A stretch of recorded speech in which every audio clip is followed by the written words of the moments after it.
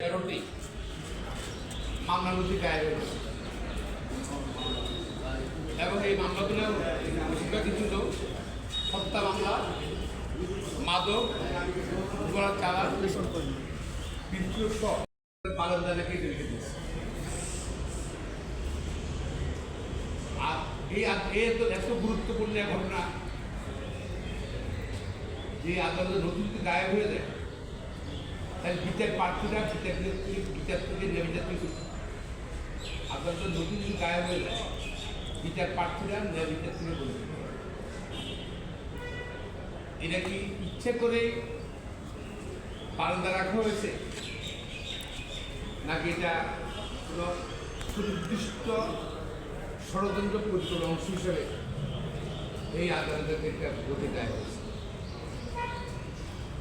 এবং শুধু এখানে না, অনেক আদালতে নিম্ন আদালতের নথি বারান্দা যেখানে করে থাকে।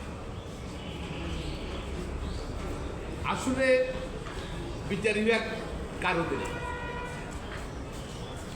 যাদের প্রশ্ন এটাই, আইনজীবী প্রশ্ন এটাই, আইন মন্ত্রণালয় নাকি মাননীয় প্রধান বিচারপতি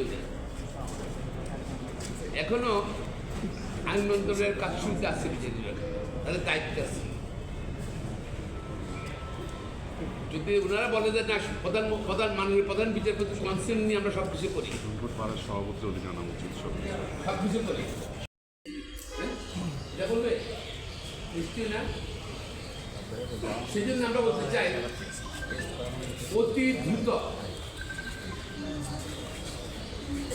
বিচার বিভাগ সচিবালয় করা হোক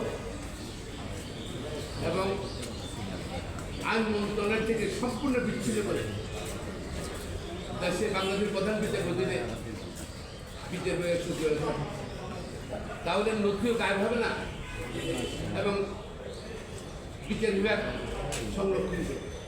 এখন তো ওদের সরকারি সম্পত্তির মধ্যে হয়ে গেছে, সরকারি সম্পত্তি সবার দায়িত্ব, কারো দায়িত্ব।